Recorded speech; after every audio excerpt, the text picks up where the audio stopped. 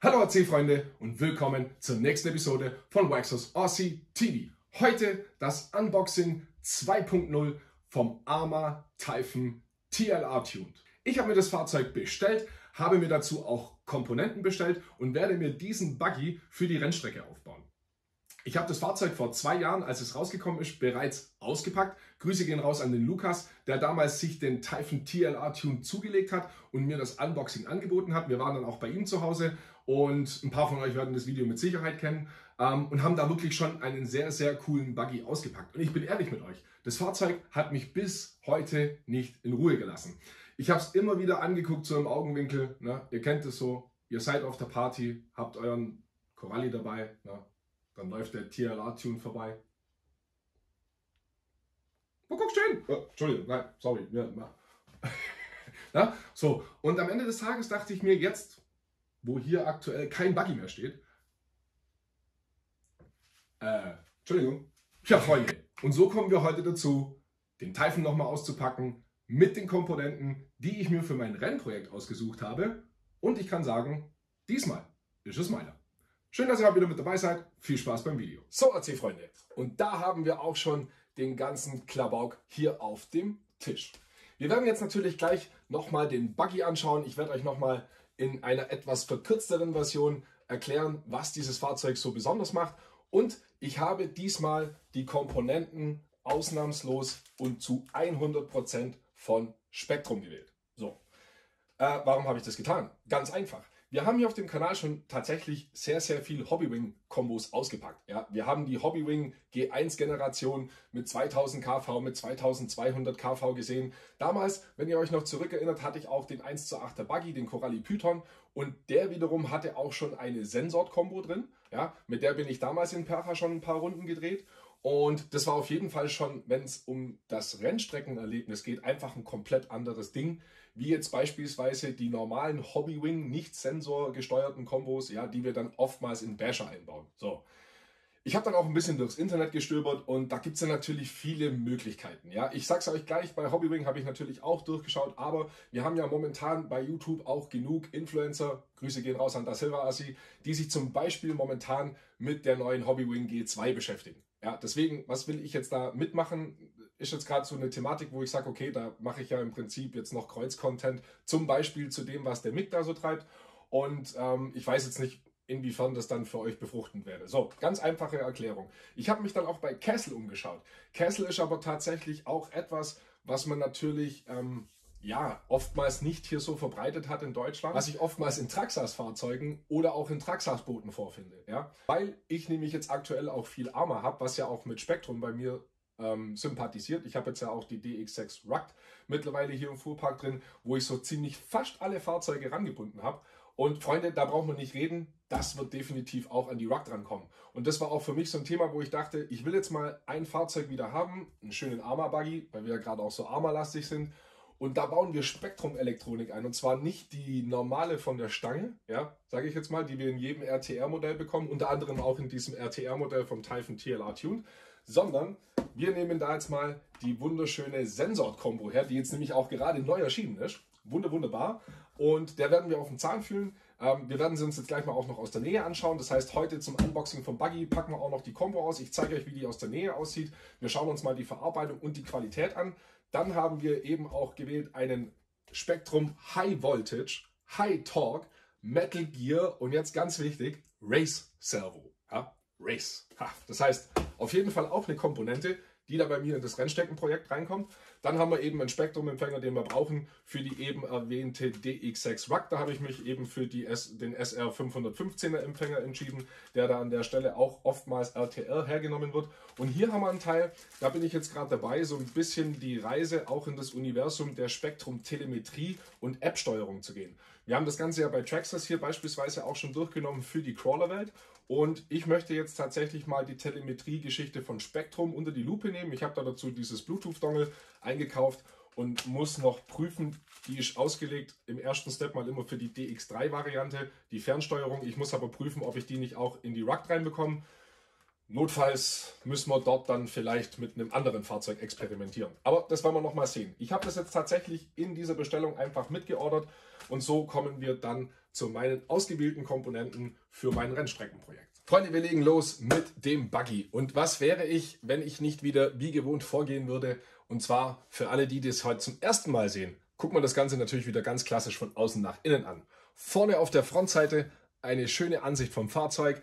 Ich persönlich, und das ist nur meine persönliche Meinung, das ist die schönste Lackierung, die ich eigentlich je an einem Arma-Fahrzeug gesehen habe. Also Arma hat ja wirklich auch ein Talent, schöne Karosserien zu machen. Aber Freunde, diese sehr feminin angehauchte Optik mit diesem Pink, mit diesem Lila, das macht mir richtig Laune. Den gibt es ja mittlerweile auch in Blau-Rot für alle, die nicht auf das stehen. Ja?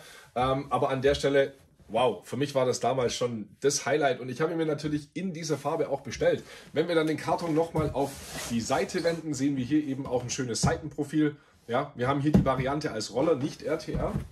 Und dann den Karton nochmal auf die andere Seite geflippt. Da kommen jetzt so ein bisschen die ganzen Features, die dann Arma uns mit auf den Weg gibt, was den TLR-Tune Typhon da besonders macht. Und zwar haben wir eben für die damaligen Verhältnisse, ja, wir reden ja immer noch von 2022, war das schon ein Rollerfahrzeug, das Mudguards hinten mit dran hatte. Das seht ihr hier, zeige ich euch aber eben gleich noch am Fahrzeug. Dann waren da eben auch ein Heavy-Duty-Antriebsstrang mit verbaut, also das heißt mit gehärteten Komponenten. Dann hatten wir eben auch einstellbare ölgefüllte Dämpfer. Dann eben auch alles so ein bisschen schwarz gehalten an dem Fahrzeug. Ja, ähnlich wie es beispielsweise auch beim neuen Big Rock 6S ist.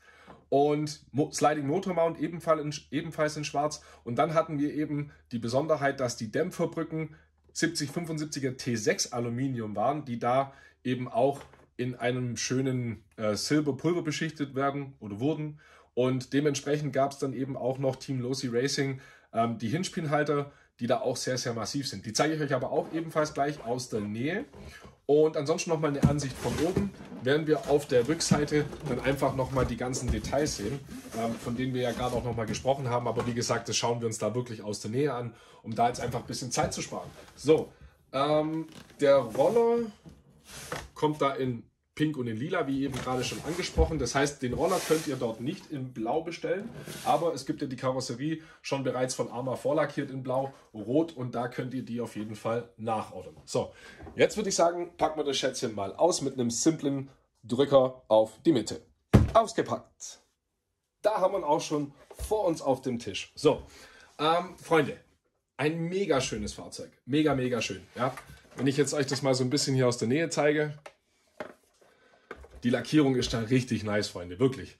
Also da kann jeder sagen, was er will. Mag ja sein, dass Pink-Lila nicht jedermanns seins ist, aber ich persönlich, ich stehe richtig drauf. So, ich würde sagen, wir tauchen mal ein ins Äußere vom Fahrzeug. Wir haben da eben diese D-Bots Exobite-Reifen, wurden die benannt. Das sind sehr, sehr coole Reifen. Ich habe da auch schon, Grüße gehen raus an den Thomas. Der gab mir da zu diesen Reifen schon ein sehr ausgiebiges Feedback. Der fährt nämlich auch den TLR-Tune Typhon und hat da eben schon praktische Erfahrungen gesammelt. Die funktionieren da wohl auf sehr, sehr vielen Untergründen. Das sind da einfach auch so, es sind jetzt keine Mini-Pins, aber es sind so Art Stollen-Pin-Reifen. Ja? Die genaue Bezeichnung weiß ich jetzt so nicht, aber auf jeden Fall ein sehr schöner Reifen, auch passend dann mit einer schwarzen, nicht ganz Diskfelge, sondern eben auch noch hier mit, mit ein bisschen Dekor oder Speichen oder nennt wie ihr es wollt, ein bisschen abgesetzt. Arma-Logo drauf. Wie gesagt, sehr, sehr schön. So, wir haben dann eben die Vorderachse, ja, die da auch auf einer Pivotball-Aufhängung hängt. Die Lenkschenkel sind da Pivotball aufgehängt. Wir haben CVDs auf der Vorderachse. Dann eben die schönen schwarzen Dämpfer. Ja, die wird man da auf jeden Fall machen müssen für die Strecke. Unabhängig davon, was jetzt da bei Arma für Öl reingemacht wurde. Da werde ich definitiv selber aktiv und tätig werden. Dann haben wir hier vorne die Buggy-Spitze in Pink. Den kleinen Rammer und da sehen wir auch schon so einen schönen TLR Hinge-Pin-Halter. Die sind also leicht golden von der Farbe, sehen echt schön aus. So, dann auch die Dämpferbrücke. T6 Aluminium, 7075. Sehr schön, auch hinten. Und jetzt schaut euch mal das aus der Nähe an, Freunde. Ein sehr, sehr schönes Dekor. Ja, Metallic-Effekte mit drin. Wir haben hier hinten eine Punktierung. Hinten so das Schwänzchen, weiß auch nicht, reflektiert immer mal wieder so leicht bläulich. Auch hier reflektiert es auch so ein bisschen lila-blau, je nachdem wie das Licht drauf fällt. Ich denke auch in der Sonne wird das nochmal einen gesonderten Effekt haben. Dann nochmal hier das harte Pink. Und dann einfach schön mit Lila und Silber abgezeichnet. Also deswegen sage ich ja, ich meine, wie gesagt, Arrma macht für mich bei den Karosserien echt auch einen guten Job. Und das ist wieder so für mich so ein Beispiel, ja. Sehr, sehr schön, sehr schön. Da an der Seite noch ein bisschen schwarz abgesetzt, damit dann die Karo einfach so von der Ferne ein bisschen noch Linie hat, ja. Finde ich richtig schön. Das Ganze dann nochmal von hinten betrachtet. Auch da wieder der Hinge-Pin-Halter, TLR-Tune. Schön eingelasert oder eingraviert, je nachdem, was es ist. Aber sieht sehr wertig aus. Wird mit Sicherheit auch nicht billig sein, den nachkaufen zu müssen. Und dann sehen wir da von Arrma das Diff-Gehäuse. Das kenne ich jetzt schon dank dem Creighton. Also da auch wieder einen sehr servicefreundlichen Zugang. Und dann eben hinten noch die Dämpfer mit Stellringen, auch komplett schwarz. Und ich sehe auch hier dann dieses TLR-Tuned-Logo. Das sieht da schon sehr gut aus. Also auch designmäßig gefällt mir das Fahrzeug dort immer noch sehr, sehr gut. Ich freue mich jetzt auch, den selber zu haben. Wie gesagt, beim Lukas damals habe ich schon so ein bisschen geschmachtet. Ah, die Kamera will sich nicht scharf stellen. So, hier hinten haben wir noch Löcher drin, damit da einfach auch die Wärme von innen drin entweichen kann. Weil wenn wir dann auf der Rennstrecke sind, da wird sich definitiv etwas Temperatur entwickeln. So, ich würde sagen, wir machen mal den Deckel runter. Und dann haben wir da schon den Buggy. So, und Buggy-Seits, hier noch eine Kunststoffstrebe drin, aber auch hier eine Alu-Platte. Ja, dann auch die Ackermann-Platte hier unten, TLR-Tuned. Auch hier nochmal schön so leicht Champagnerfarben. Dann auch die Chassisplatte. Und was ich da auch gelernt habe vom Thomas, Grüße gehen raus an dich, mein Freund, du hast da wirklich meinen Geist wieder erweitert, dass hier einfach diese Ausfräsungen da sind, ja, um dann nochmal Gewicht an der Chassisplatte zu sparen. Also wenn ihr jetzt einen normalen Arrma Typhon habt, der hat diese Ausfräsungen nicht, ja, aber ich sage jetzt mal, die Buggies aus der Rennsportszene, die haben in ihren Chassisplatten Ausfräsungen und da hat eben Team Losi Racing auch die Chassisplatte leicht ausgefräst, ja, um da einfach nochmal ein bisschen Gewicht zu sparen. Ich kann es euch jetzt nicht in Gramm sagen, aber es werden auf jeden Fall ein paar weniger sein, wie so eine RTR-Chassisplatte aus einem normalen Typhon. Dann haben wir schon einstellbare Querlenkerarme hinten oben. Und dann hier auch die Mudguards, die ich euch vorher angekündigt habe, die sind da aus wirklich sehr weichem Plastik gewählt. Wir haben auch Stabis, die habe ich vorher vergessen zu erwähnen. Ja. Meiner Meinung nach Standardprogramm, deswegen schön, dass sie da schon drin sind. Und da sehen wir dann eben auch den Antriebsstrang, der da einfach Heavy Duty ist.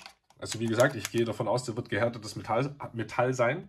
Differential, Plastikcover mit dem Arrma-Logo oben drauf. Und dann auch hier einen wunderschönen Motorhalter, ESC-Halter. Na, da schraubt man dann nachher den Motor hin. Entschuldigung, Motor, Servo, meine Güte. Freunde, es ist schon spät, Entschuldigung. Motorhalter, wo wir den Motor anschrauben, ESC-Halterplatte und Servohalter. Schwarz gefärbt alles, sehr, sehr schick. Passt gut zum Buggy. Und ja, hier auch aus Aluminium. Schrauben sind auch dabei. Das heißt, der Zusammenbau vom Fahrzeug wird da auf jeden Fall nicht lange dauern. Ja. Und die Differentiale gilt es natürlich zu checken und eben ein bisschen auf Rennstrecke das Setup abzustimmen und dann, ja, geht es dann mit ihm auch schon auf eine Testfahrt nach Percha. Das werden wir definitiv machen. So, und jetzt, wo wir den Buggy mal gesehen haben, weil jetzt haben wir im Groben und Ganzen eigentlich schon alles wieder betrachtet. Hinten der Spoiler. Und ja, den Verpackungsinhalt kann ich euch noch zeigen. Der hat sich da tatsächlich nicht groß verändert. Wir haben da in dem Paket die Anleitung mit drin. Ach, einhändig, wie haben wir es gelernt beim Jonas? Schieben, schieben, Daumen rein, aufmachen. Sehr geil. Danke, Jonas. Grüße gehen raus an JS-Parts. Ja, Sticker. Ja, für den Fall, dass wir noch mehr Sticker brauchen. Sehr, sehr cool. Dann haben wir noch einen Radmotorschlüssel mit dabei. Dann haben wir hier ganz, ganz viele so kleine Einsätze, die wir in der Dämpferbrücke für die Position der Querlenker oben verwenden können. Ja, Querlenker oben. Und ja, die sind da unterschiedlicher Lochposition. Und genau, das kann man dann einfach aufs eigene Setup anstimmen und dafür sind hier einfach ganz, ganz viele Optionen drin. Dann bekommen wir nochmal Shims für das Diff. Auch da wurde mir schon der Tipp gegeben, auf jeden Fall wahrscheinlich eine 0,1 Shim drauf zu packen auf die Diff-Tellerräder. Und ihr bekommt dann auf jeden Fall nochmal Einstelloptionen mit dazu. Und dann gibt es noch ein paar Schrauben, die wir wahrscheinlich brauchen oder vielleicht auch nicht. So, ansonsten haben wir noch das Handbuch mit dabei. Das geht jetzt einhändig nicht raus. Da werfen wir mal nur kurz einen Blick rein, damit ihr das auch mal gesehen habt. Das heißt, da werdet ihr dann auch Infos zu den Tuning-Teilen finden. Hier habt ihr dann auch eine kleine Einbauanleitung. Es wird noch mit angegeben, was man für den Einbau alles benötigt. Ja, hier nochmal scharf gestellt. So, das ist aber dann eben was, das brauche ich. Aber das, wie gesagt, ist auch mit dabei. Also ihr werdet nicht alleine gelassen, sondern ihr werdet das Ganze dann nach Plan aufbauen. Und dann sind da auch sehr, sehr viele Tipps mit dabei. Die werden wir aber dann im Setup-Video miteinander mal bearbeiten und behandeln. So, sonst sprengen wir nämlich heute den Rahmen. Hier dann auch nochmal ein Setup-Sheet, wo wir dann nochmal Tipps kriegen zu der Dämpferbrücke, zu den Positionen, wie wir was anschrauben können. Ja, da ist dann auch mit Sicherheit dabei, wie man, schaut her, Differentiale auseinanderbaut, Dämpfer auseinanderbaut, Explosionszeichnung vom Fahrzeug mit den Artikelnummern. Und dann sind wir schon wieder hier auf der Seite. Und dann natürlich klassisch Spektrum-Werbung zu Spektrum-Komponenten. Ja, da hatten wir zum Beispiel jetzt das Standard Digital HV Ultra Speed Metal Gear Surface Servo. Ja, war wahrscheinlich bisher der Baba im Ring. Und jetzt gibt es einen neuen Baba im Ring. Und der sieht dann nämlich so aus. So, und ich würde sagen, wir gehen jetzt mal ein bisschen auf die Komponenten ein. Beim Servo handelte es sich um das Modell S6285. 1:8er High Voltage, High Torque, Metallgetriebe und Rennservo. Ja? So, das heißt, rein von den Abmessungen, da brauche ich euch nicht viel erzählen. Der hat halt seine Abmessungen, passt in jede Standard 1:10er, 1:8er Servohalterung rein. Was aber auf jeden Fall sehr, sehr interessant ist, wir haben eben eine Stellkraft von 35 Kilo bei eben angesprochenen 8,4 Volt und wir haben dann eine Transit Speed von 0,10 Sekunden in 8,4 Volt.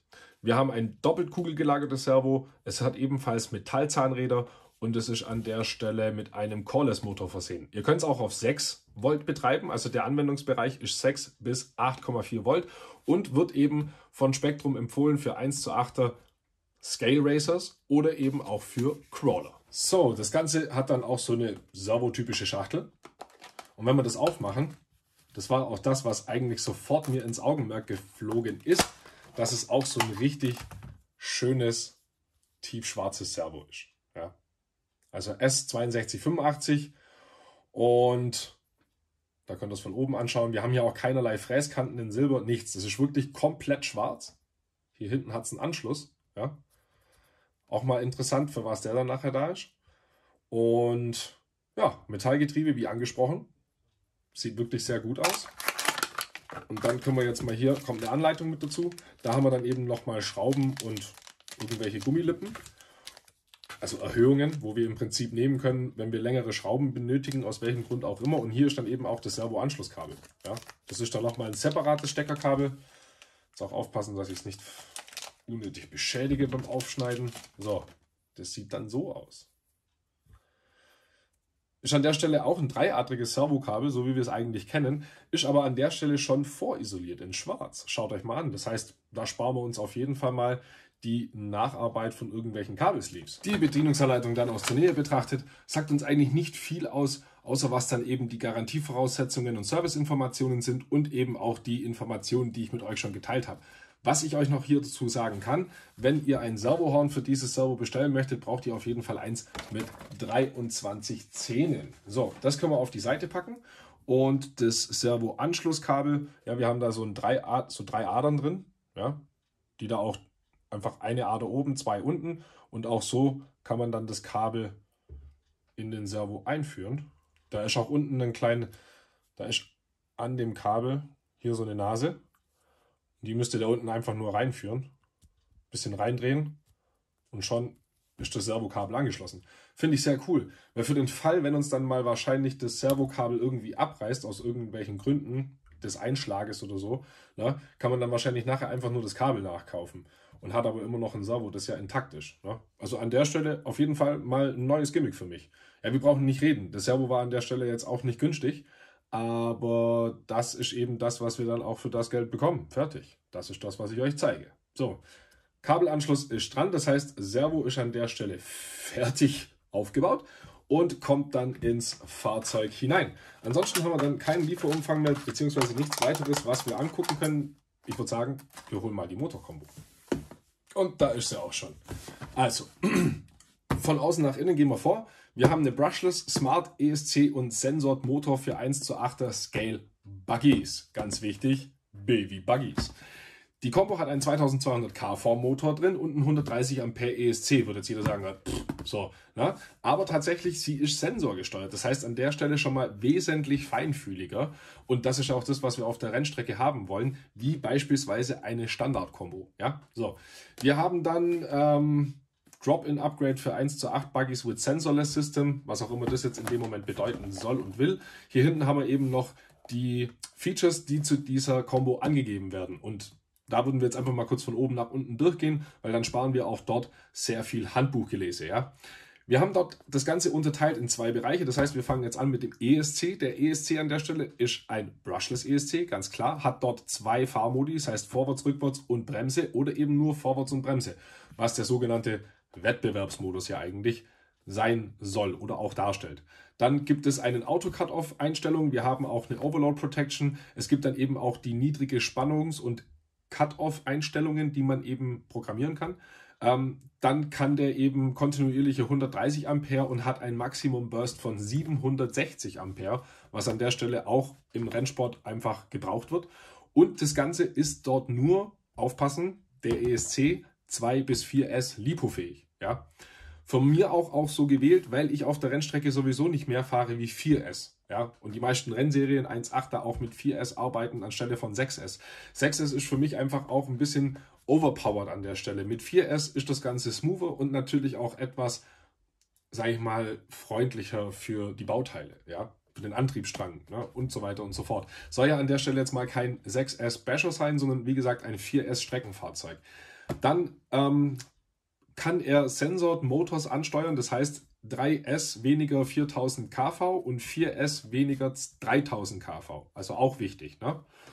Wenn man dann Battery Connector muss man dann eben wahrscheinlich selber anlöten, aber es sind IC5 Battery Lead included und wir haben dann auch hier die Anschlüsse für den Motor zum selberlöten. Das BEC hat 6 Volt oder 7,4 Volt bei 5 Ampere. So, beim Motor sieht es so aus, dass wir eben einen Sensor Brushless Motor haben für 1:8er Buggies mit 2200 kV und Achtung, der kann wiederum 2 bis 6S ab. Das heißt, wer jetzt zum Beispiel dann sagt, okay, ESC doof, der Motor aber interessant, der kann auf jeden Fall bis 6S marschieren.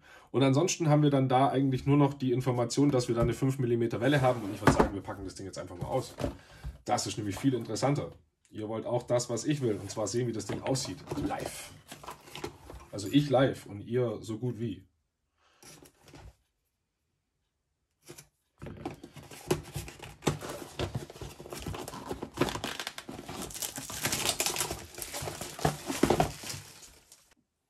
So.